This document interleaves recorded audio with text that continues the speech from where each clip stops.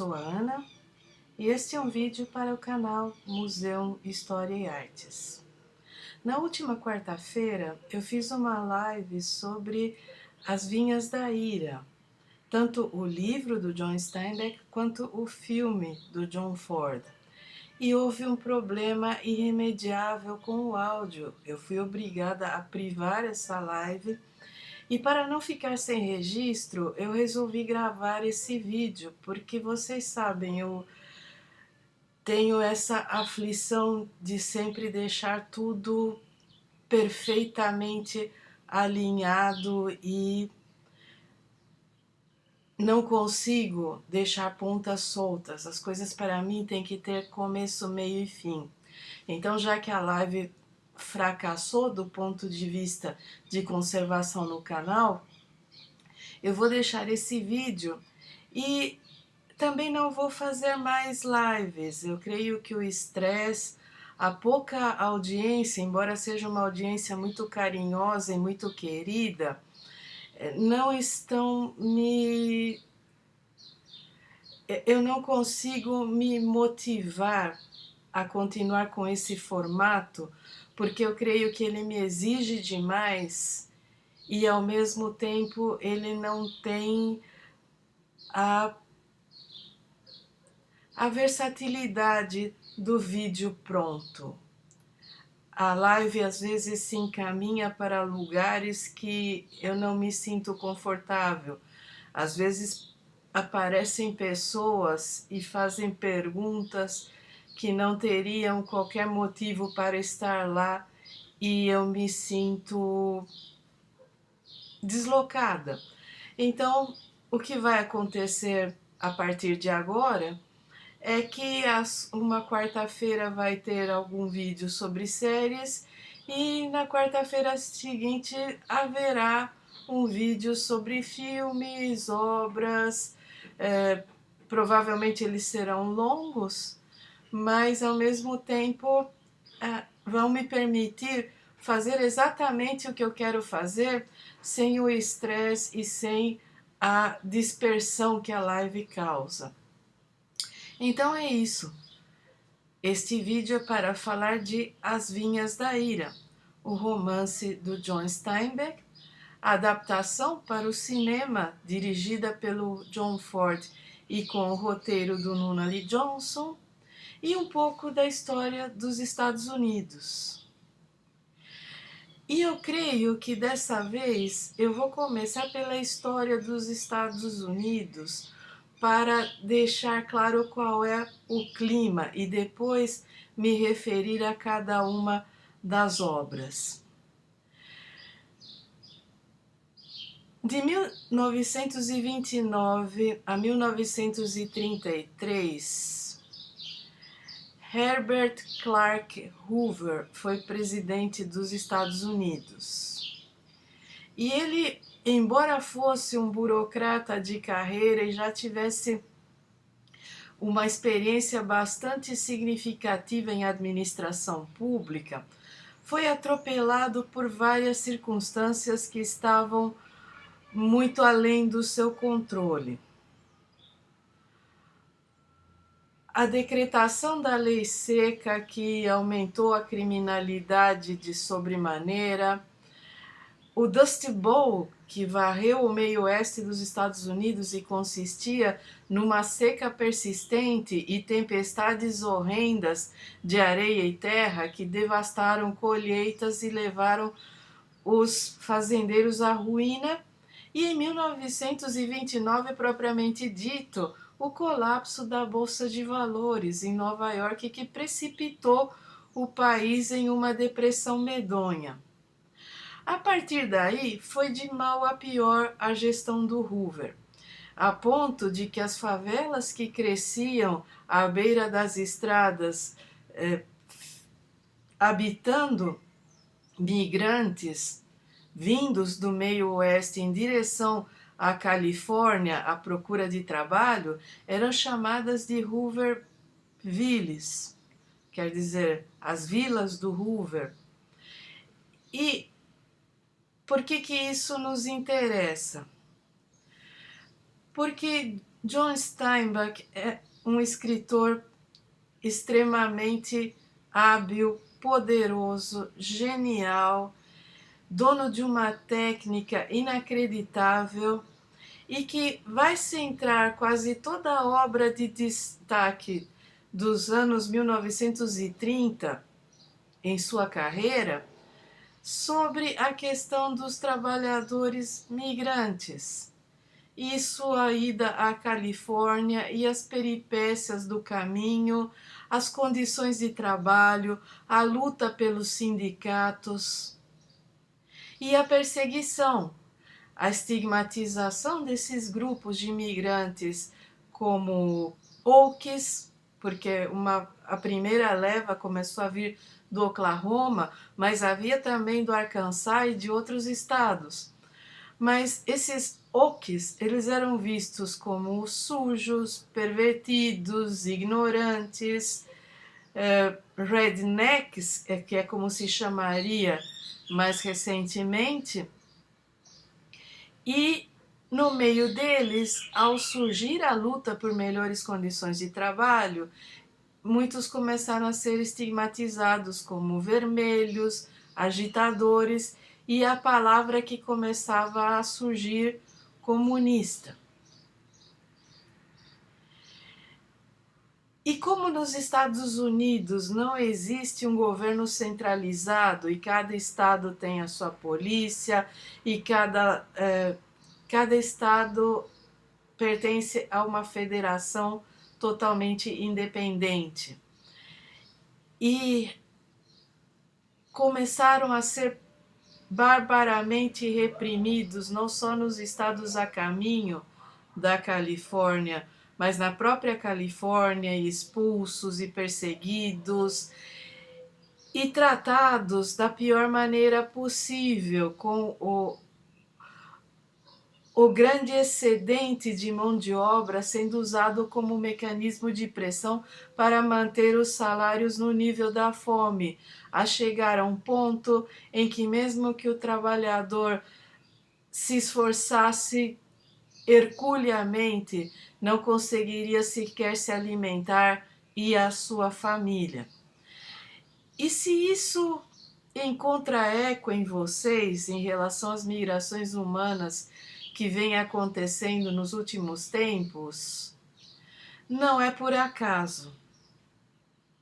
Não é por acaso que as políticas liberais dos anos 1930 e as políticas neoliberais do último quartel do século XX e do primeiro quartel do século XXI tenham produzido fenômenos similares. Isso não é por acaso. Mas a questão é que o Steinbeck viveu isso. Ele nasceu na Califórnia no início do século XX e ele era um jovem escritor quando esse processo estava em andamento. E teve uma vida muito sacrificada, porque como seus romances tinham um teor social tão alto, ele logo foi arrasado pela crítica local. E há um movimento aí que se abre, porque a sua obra é celebrada em algumas instâncias, mas a crítica alinhada com o grande capital sempre o tratou como um escritor menor. Somente muitos anos após a sua morte, que ocorreu em 1968, é que ele veio a ser reconhecido. E um dos motivos dele vir a ser reconhecido é que em 1962 ele ganhou o Prêmio Nobel de Literatura. Eu gosto particularmente da obra do Steinbeck dos anos 1930. O que ele produziu depois é bom, mas eu nunca me apaixonei muito, ou eu gosto. Eu vou mostrar a vocês o que eu considero o mais interessante. As Vinhas da Ira é de 1939 e eu a escolhi não só porque é a obra dele que eu considero melhor acabada e incrivelmente ela é considerada o grande romance americano, que é uma categoria que eles têm lá nos Estados Unidos para classificar uma obra que captura a identidade e a alma da nação. E é muito significativo isso, porque é uma obra que mostra como os Estados Unidos são um país de contrastes inacreditáveis. Eu acho que existe um filme chamado Contrastes Humanos, que eu não vou lembrar se é do William Wellman ou de algum outro desses diretores mais antigos, que tem um clima bem parecido, de mostrar como os Estados Unidos abrigam em si a calhordice capitalista mais medonha e ao mesmo tempo atos de pessoas simples, de uma grandeza inacreditável. Como qualquer país, né? Mas às vezes alguns países lidam melhor com isso do que outros e os Estados Unidos não lidam. Por isso é muito estranho que um escritor que foi perseguido a vida inteira e que morreu com 60 e poucos anos devastado, né? Depois vai se tornar um símbolo dessa maneira. Eu gosto muito também de Luta Incerta, que é sobre a fundação dos sindicatos. Quer dizer, como se forma um sindicato, o que você tem que lutar, como que a própria população se volta contra. Ratos e Homens, que é sobre pessoas simples também lutando contra a exploração e tentando viver em um mundo que lhes é hostil. E Tortilha Flat, que em português recebeu o nome de Boêmios Errantes, e que fala de andarilhos, sabe aquela figura que de vez em quando aparece nos filmes dos Estados Unidos, daquele pessoal que opta por uma vida errante em trens, em casas abandonadas, vivendo ao Deus dará, trabalhando um pouco aqui, um pouco ali, mas que desistiu da sociedade. E eu considero esses 4 os melhores livros do Steinbeck dos que eu tive acesso. E aí vai uma consideração.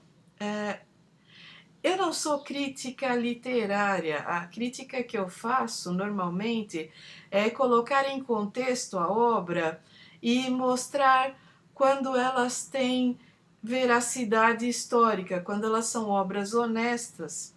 Eu gosto de ficção. E quando eu critico ficção, eu critico a ficção dentro de parâmetros de como é que eu vou me expressar sem que eu receba depois um monte de shade de outras pessoas, né? Eu gosto de criticar a ficção quando ela descamba para a chantagem emocional e a manipulação ideológica. Eu gosto de boa literatura no sentido de que eu gosto de literatura honesta. Para mim, quem usa a fórmula de escrever best-seller para encher o rabo de dinheiro e manipular o leitor, sendo que um mês depois o leitor mal vai lembrar de detalhes da trama ou se o livro era bem escrito ou não, eu não considero isso boa literatura, mas esse é um parâmetro meu. Eu não critico quem gosta, eu não digo que é para jogar fora, eu sou visceralmente contra a censura. E eu tenho o hábito de ter patamares de relacionamento com autores. Existem autores que eu admiro muito, existem autores que eu admiro, mas tenho ressalvas, e existem autores que eu não aceito em hipótese alguma, mesmo que a obra seja genial.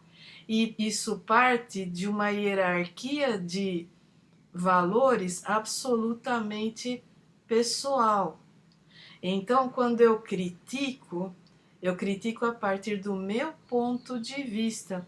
E eu peço a vocês que levem em consideração que eu não estou impedindo ninguém de ler ou de assistir filmes ou o que quer que seja. E eu não estou dizendo de quem vocês devem gostar ou não.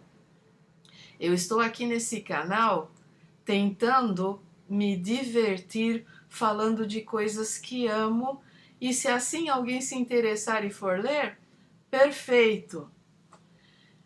Fora isso, gente, eu não estou aqui para mandar na vida de ninguém. Então, por favor, se alguém se sentir ofendido de alguma maneira com a minha fala, me poupe de indiretas, me poupe de comentários esdrúxulos e vamos viver a nossa vida em paz, que o mundo está precisando. Dito isso, eu recomendo vivamente o Steinbeck. Esses 4 livros são inacreditavelmente bem escritos. Quando eu digo que ele tem uma técnica excelente, é porque não existe nada supérfluo nesse livro. E que se o ritmo deles às vezes é lento deliberadamente para que você sinta a vida dessas pessoas que ele está retratando, como elas sentiram, para que você sinta o calor, a poeira, a adversidade, a dor, a angústia, sofrimento, amargura, para que você se identifique como ser humano. Se esses livros te arrancarem lágrimas, não vão ser lágrimas gratuitas e lágrimas manipuladoras. Vão ser lágrimas porque vão tocar o que você tem de humano e vão te fazer pensar sobre a vida, que é algo muito mais importante do que vender livros aos montes ou do que receber o reconhecimento de uma crítica que nós sabemos que não é tão desideologizada quanto se gostaria. Não que eu acredite em neutralidade, mas o que eu penso é que quando a crítica está atrelada a um jornalão, a uma revista semanal ou algum suplemento literário de prestígio ligado a essa ou aquela universidade, existem interesses por trás, existe quem financia, existe quem está pagando esse crítico.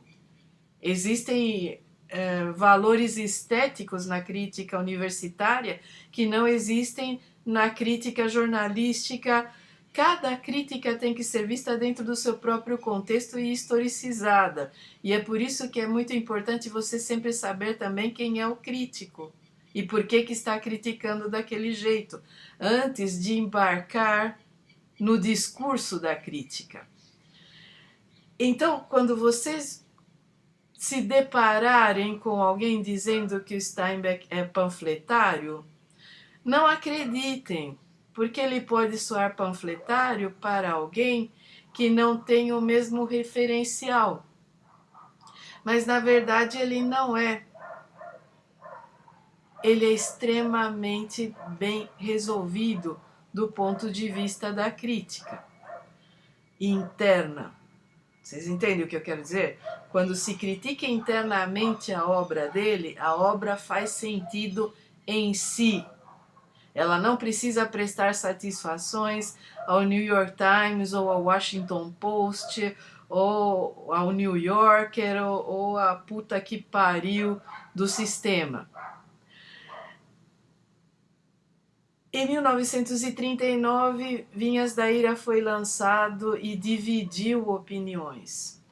Dividiu opiniões porque sua linguagem é crua em muitos momentos, há cenas extremamente fortes em relação à miséria, há uma crítica social e uma análise social muito acurada, mas você pega aqui ou ali A fala das personagens, quando elas reclamam e quando elas apostrofam a própria vida, ela é plausível. Quem de nós já não se pegou olhando para o mundo e reagindo do mesmo jeito? Então, não sou a panfletário.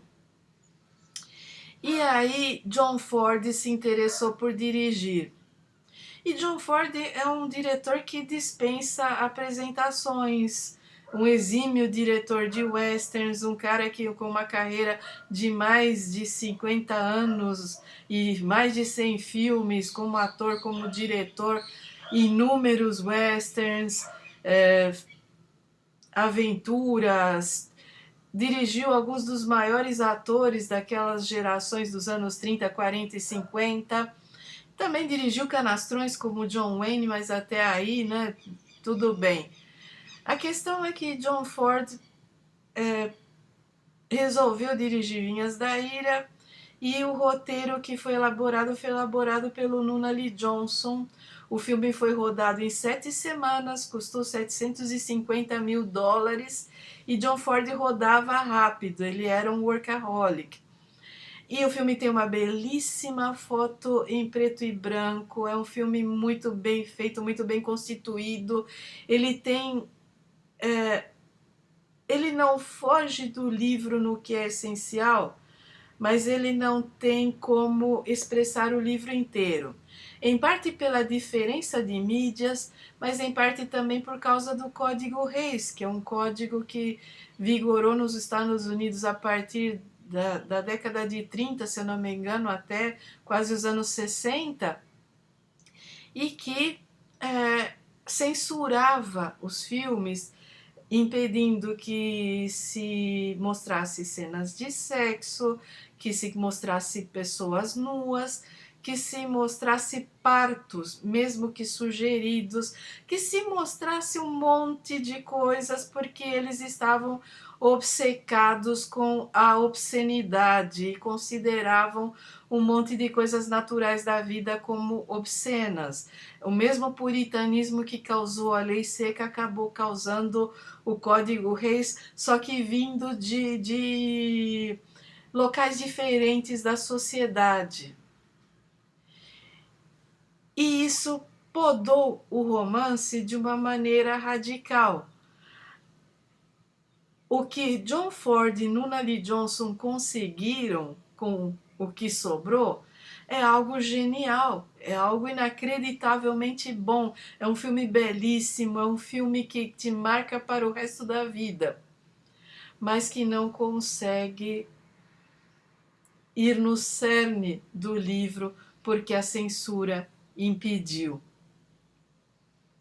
E aí eu quero falar um pouco sobre a trama de Vinhas da Ira.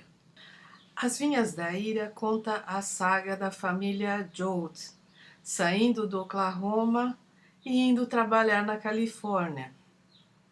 Do momento em que eles são encontrados, o segundo filho, que é o Tom, que era para ser o protagonista do romance, acaba de sair da prisão depois de ter sido condenado a 7 anos por assassinato, homicídio, né, gente? Ele matou um cara numa briga de bar e, como o cara foi quem atacou primeiro, o Tom pegou 7 anos e saiu em 4 em liberdade condicional. E quando ele volta, né, ele vai percebendo na chegada que o campo está diferente, que nesses 4 anos alguma coisa está acontecendo.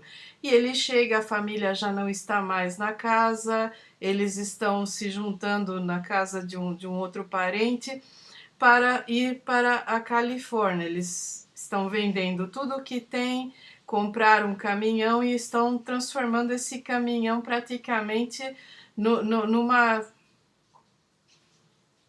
tenda ambulante para viajar, porque de Oklahoma até a Califórnia eles vão atravessar metade do país. A maior parte da viagem se passa na emblemática Rota 66, que à época atravessava os Estados Unidos.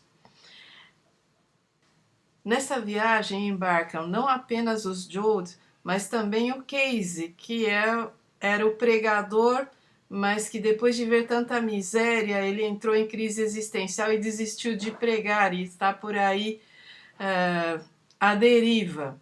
Mas os Joad são o casal Joad, seus 6 filhos e os avós. Ao todo, 13 pessoas embarcam. E a saga da viagem é que logo de saída o avô morre e eles têm que enterrar na estrada. Quer dizer, à beira da estrada, né? E isso é feito com uma dignidade. Eles vão encontrar pessoas ao longo do caminho que, ao mesmo jeito de que eles vão ser hostilizados e perseguidos, eles vão encontrar gente simples como eles, que é capaz de gestos de bondade. E o plot, né, é que em um determinado momento o Tom passa para o segundo plano e é a mãe Joad que se torna a protagonista. É a mãe Joad que mantém a família unida. É aquela pessoa que está onipresente, mantendo tudo funcionando e que às vezes é capaz de reflexões incrivelmente reais, presas à terra, presas à materialidade, presas à natureza. Então a mãe Joad, ela é uma mãe no estilo Gorky, ela é a mãe. Tanto que ela nem tem nome, ela é a mãe Joad. E é ela que vai perceber e se alimentar dos pequenos gestos de bondade que eles encontram no caminho. E eles encontram, mas ao mesmo tempo vai ficando pior, eles vão percebendo a decadência das pessoas com quem eles se encontram e que à medida que eles se aproximam da Califórnia, há pessoas voltando, pessoas que foram para lá, ficaram 1 ano trabalhando e não conseguiram sequer sobreviver do jeito que poderiam. Então eles começam a se questionar. A avó vai falecer também, o filho mais velho, o Noah, vai fugir, o marido da filha, que é a outra pessoa que embarca com eles, também vai fugir. E eles vão Num primeiro momento, a mãe Joad entra em desespero quando vê a família se esfacelando desse jeito e faz o que pode para manter unida. Mas aí depois ela vai perceber que algumas coisas acontecem e vão acontecer. E ela se torna forte novamente. E é a força dela que mantém o que sobrou da família. Porque à medida que eles vão passando por novas e novas humilhações e misérias, o Tom vai ficando revoltado. O Casey é assassinado porque ele entra para a luta sindical. E aí o Tom vai procurar a luta e ele também vai embora. E é a mãe que vai se tornar a líder da família nesse momento. E aí a gente entra na questão de que o final é algo emblemático, é algo nunca visto. E por favor, não me falem de spoilers de um livro que tem 80 anos, né, gente? Quando eles partiram, a Rosa Sharon, que é Rose of Sharon, que é a irmã, estava grávida. E o marido a abandonou porque era só um garganta, não queria passar por dificuldades e achou, simplesmente pegou e foi embora, saiu andando. E toda essa ação se passa em algo em torno de 4 meses, que é mais ou menos a estação em que vai ter trabalho, depois não vai ter mais trabalho na Califórnia, e aí chegam as chuvas. E quando as chuvas chegam, os Joes estão ilhados em um vagão de trem de carga que servia de alojamento para quem estava trabalhando na colheita de algodão, e a Rosa Charne entra em trabalho de parto. E a criança nasce morta. E a água vem subindo. E vem subindo de um jeito que é como as enchentes da Califórnia são até hoje. Então, a mãe pega a família com o que eles têm no corpo, deixa dois deles tomando conta das coisas no vagão e ela sobe, sai, atravessa, sabe, ela sai da enchente e sobe um morro e há um barracão. E nesse barracão eles encontram um menino e seu pai que está morrendo.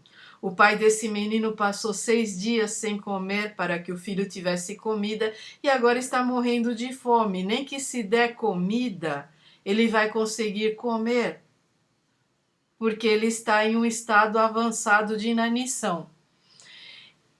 E a mãe olha para a Rosa Charne e a Rosa Charne entende. E é um momento muito bonito, muito especial, porque a mãe pega as pessoas e sai. Vai para a porta do barracão, né? Se abrigar da chuva, mas deixa ela sozinha com o cara.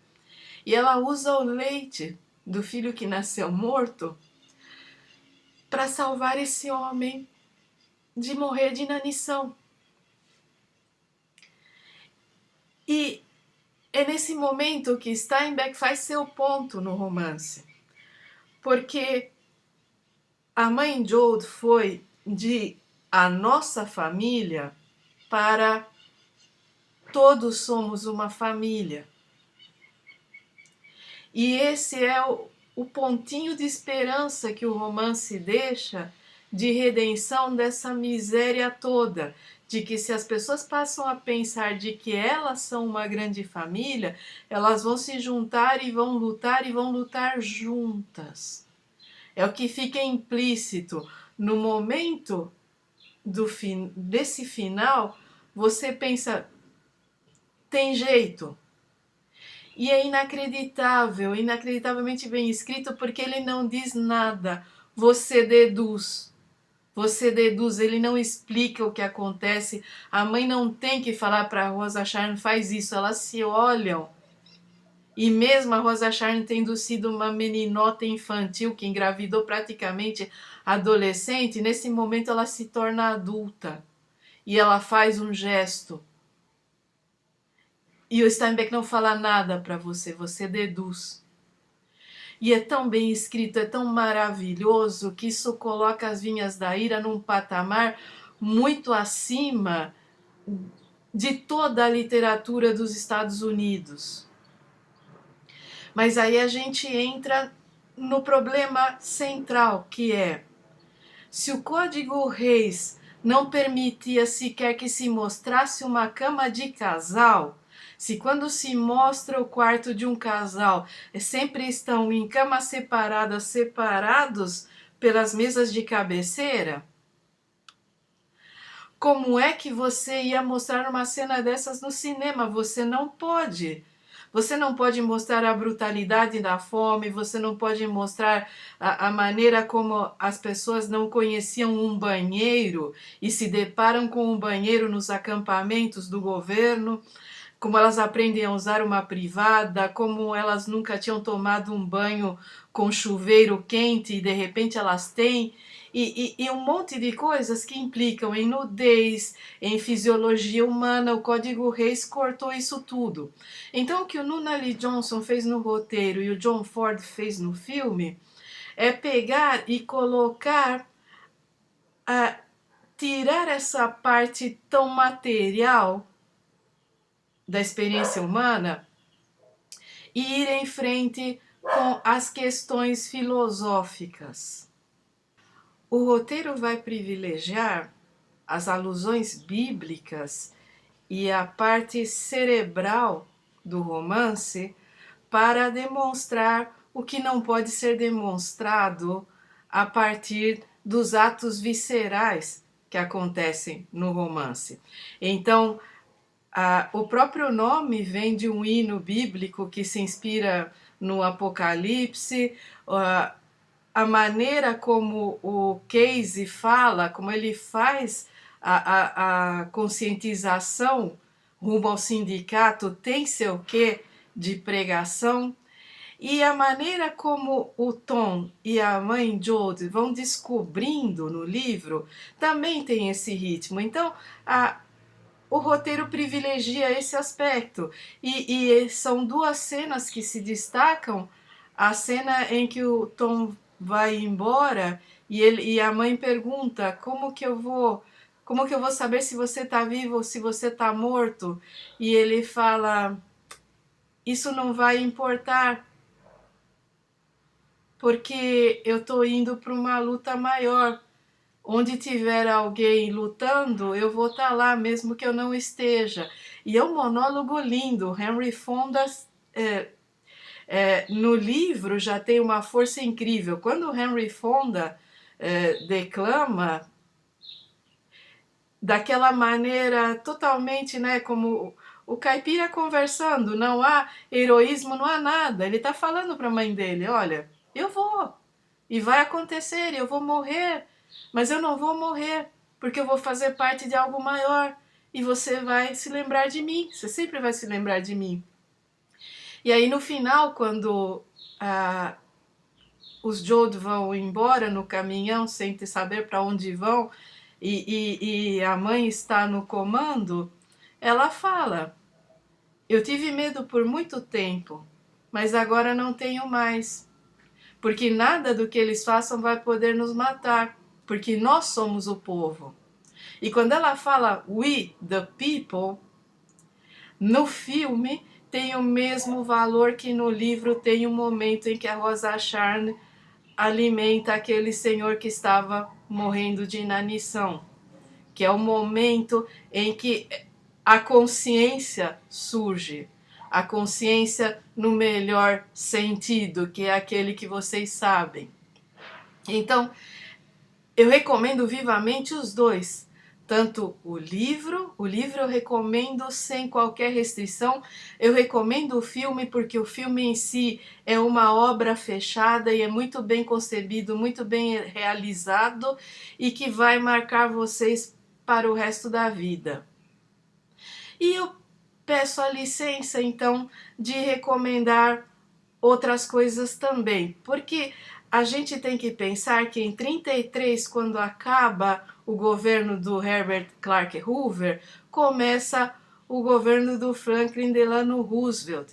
E o governo do Roosevelt vai ser marcado pela política do New Deal, do novo acordo social.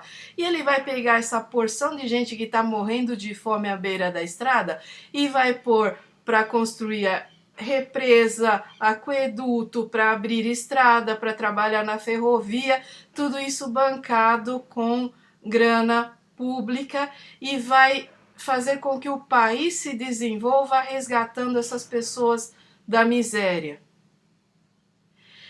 E há uma trilha sonora para isso, a trilha sonora que vai ser desde os vagões de trem cheios de miseráveis, a luta pelos sindicatos, o trabalho nas represas, que é o Woody Guthrie. Woody Guthrie vocês só vão encontrar em edições de colecionador, porque ele foi um artista popular que não teve o destaque que outros artistas tiveram à sua época, mas que ele resgatava desde canções populares até compor a trilha sonora das greves, dos piquetes, da formação dos sindicatos. Woody Guthrie, uma pessoa incrível que trazia uma herança de família medonha que era o mal de Huntington, então ele morreu relativamente jovem.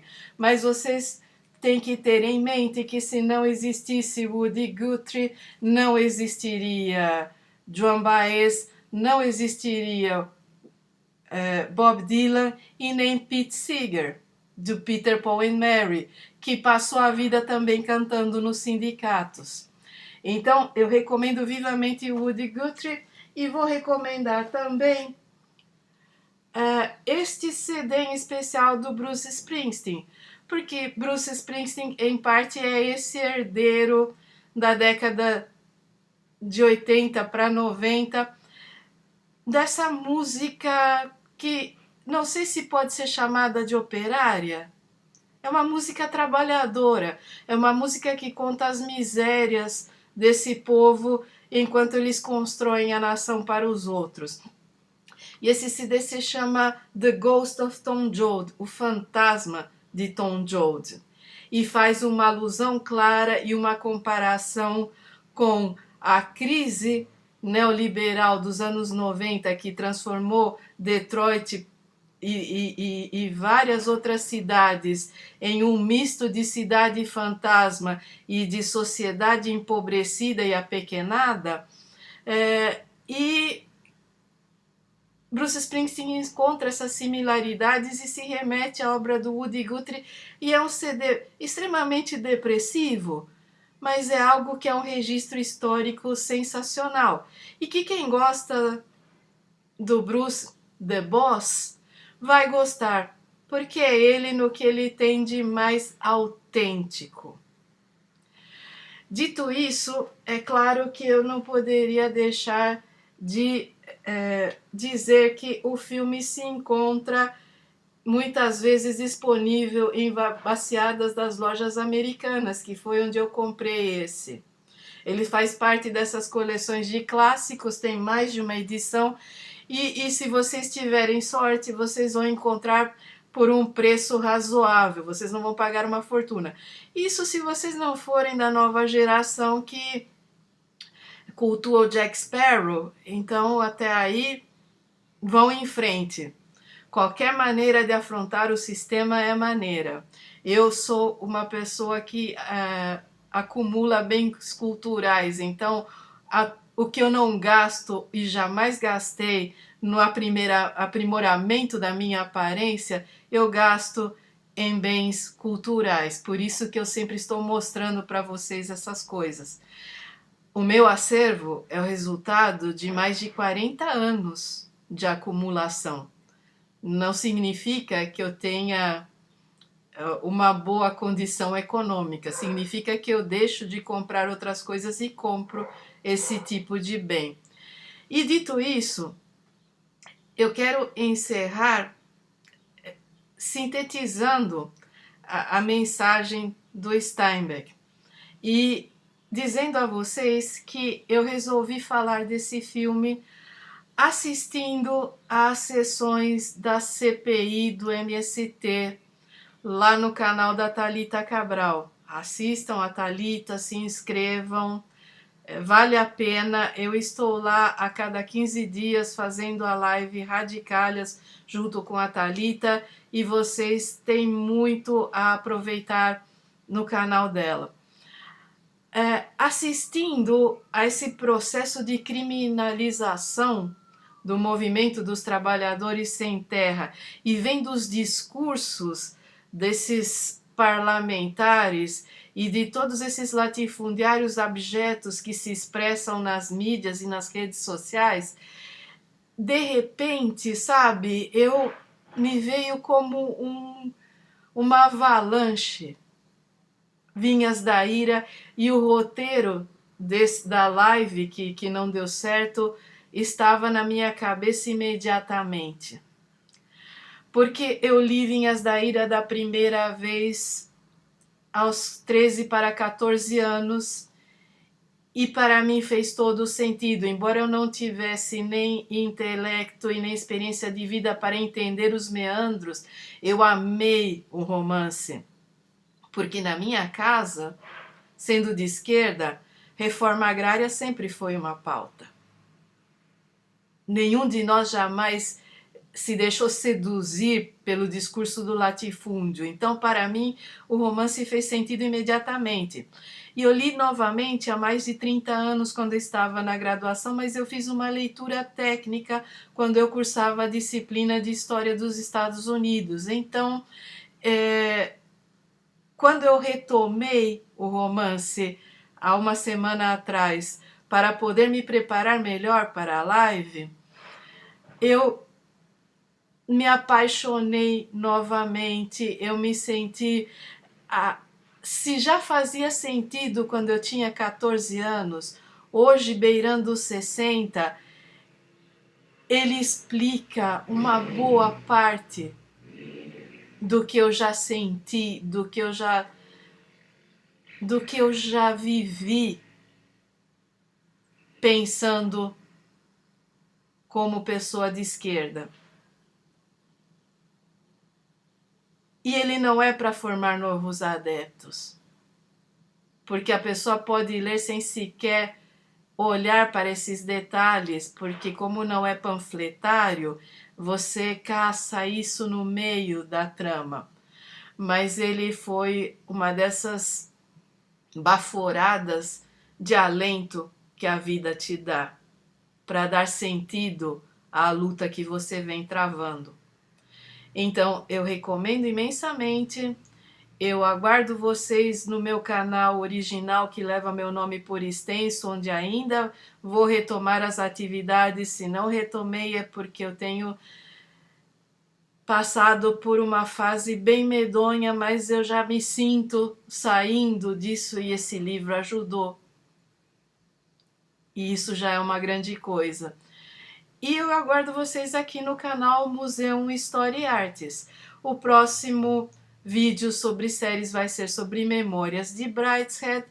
E o próximo vídeo sobre arte em geral vai ser uma surpresa. Cuidem-se muito.